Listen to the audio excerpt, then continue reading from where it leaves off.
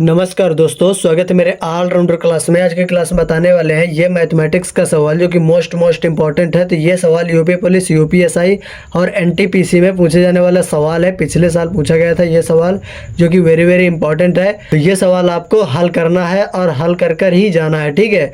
चलिए, यदि आपको इस तरह के सवाल नहीं आते हैं तो ये वीडियो आपके लिए होने वाली है। तो वीडियो में एंड तक बने रहिए, तभी आपको ये सवाल समझ में आएगा ये सवाल कैसे सॉल्व किए जाते हैं इस तरह के, ठीक है। तो दिया क्या क्या है, इसमें क्वेश्चन भी होता है, इसमें हमारा आंसर भी छिपा होता है। आंसर हमें निकालना है, कैसे निकालेंगे चलिए देखिए। तो यदि 1.3 रबड़ ये 9.1 रुपए का मिलता है तो एक रबड़ कितने रुपए का मिलेगा, ठीक है। तो यहाँ पर इतने रबड़ इतने रुपए का मिलता है, तो यहाँ पर हमें 1 रुपए का मूल्य निकालना है। चलिए, तो यहाँ पर सबसे पहले देखेंगे हमें क्या क्या दिया हुआ है, ठीक है। तो यहाँ पर क्या दिया हुआ है, यहाँ पर दिया हुआ है 1.3 रबड़, यानी 1.3 रबड़ कितने रुपए की मिलती हैं, 9.1 रुपए की मिलती हैं, ठीक है। तो हमें कितने रबड़ का निकालना है, एक रबड़ का मूल्य निकालना है, ठीक है। चलिए बताइए फटाफट आंसर क्या आ रहा है।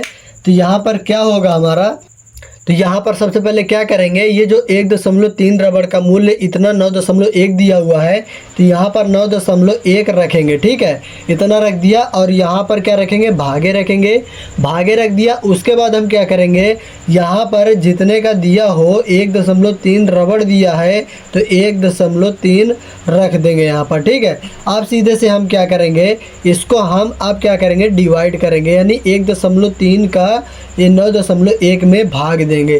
कैसे देंगे, यहाँ पर 99% लोग फेल हो जाते हैं कि यहाँ पर दशमलव लगा है, यहाँ पर दशमलव लगा है तो इसका भाग कैसे दें, ठीक है। तो यहाँ पर आप बेहतरीन तरीके से सीखने वाले हैं इस तरह के भाग कैसे दिए जाते हैं। तो चलिए, तो यहाँ पर हमें ये प्राप्त है, क्या प्राप्त है, यहाँ पर मान लीजिए 9.1 अब बटा 1.3। जब हम इसको इस प्रकार लिख सकते हैं और बटे में एक अंक बाद भी इसमें भी दशमलव लगा हुआ है, यानी ठीक है। यानी इसका मतलब है, यानी एक अंक बाद ऊपर भी दशमलव लगा है और बटे में भी एक अंक बाद दशमलव लगा है, यानी बराबर अंकों में एक अंक बाद दशमलव लगा हुआ है। तो इसका मतलब है ये दशमलव से ये दशमलव हम काट देंगे, दशमलव से दशमलव हमारा कट गया। तो यहाँ पर क्या हो जाएगा, 91/13 हो जाएगा। ये हमारा इजी हो गया, ठीक है। अब हम इसका इजी तरीके से भाग दे सकेंगे, ठीक है। चलिए, 13 का भाग अब 91 में देंगे। तो चलिए इसका आंसर फटाफट बताइए आप लोग। अब यहाँ तक हमारा सरल हो चुका है। अब 13 का भाग जब 91 में देंगे तो यहाँ पर हमारा कितनी बार में चला जाएगा, 13 सत्ते 91, यानी 7 बार में हमारा पूरा क्या चला जा रहा है, यानी भाग चला जा रहा है। तो यही हमारा क्या हो जाएगा, आंसर हो जाएगा, ठीक है। इस प्रकार के सवाल इस तरह सॉल्व किए जाते हैं स्टेप बाय स्टेप, आपको सीख लेना है। यदि नहीं समझ में आया है तो वीडियो को पीछे करके दोबारा देख सकते हैं, एकदम फ्री ऑफ कॉस्ट है, कोई पेड नहीं है। तो दशमलव वाले भाग इस प्रकार सॉल्व किए जाते हैं, ठीक है। यदि एक अंक बाद ऊपर नीचे दशमलव दिया हो तो यहाँ पर दशमलव आपको ख़त्म कर देना है और जो बचता है उसको इस प्रकार रख देते हैं, अब बाकी भाग दे देते हैं, ठीक है। जो इतना आ जाएगा वही हमारा हो जाएगा आंसर, ठीक है। तो इस प्रकार इस तरह के सवालों को सॉल्व करते हैं। यदि इस तरह के सवाल आपके दोस्तों को नहीं आते हैं तो ये वीडियो अपने दोस्तों में भी शेयर करिए, ताकि वो भी इस तरह के सवालों को सॉल्व करना सीख सकें आसानी से।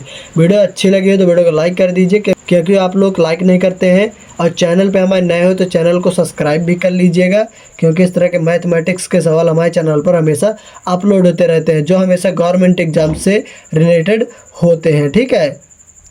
तो चलिए मिलते हैं नेक्स्ट वीडियो में, तब तक के लिए जय हिंद, वंदे मातरम।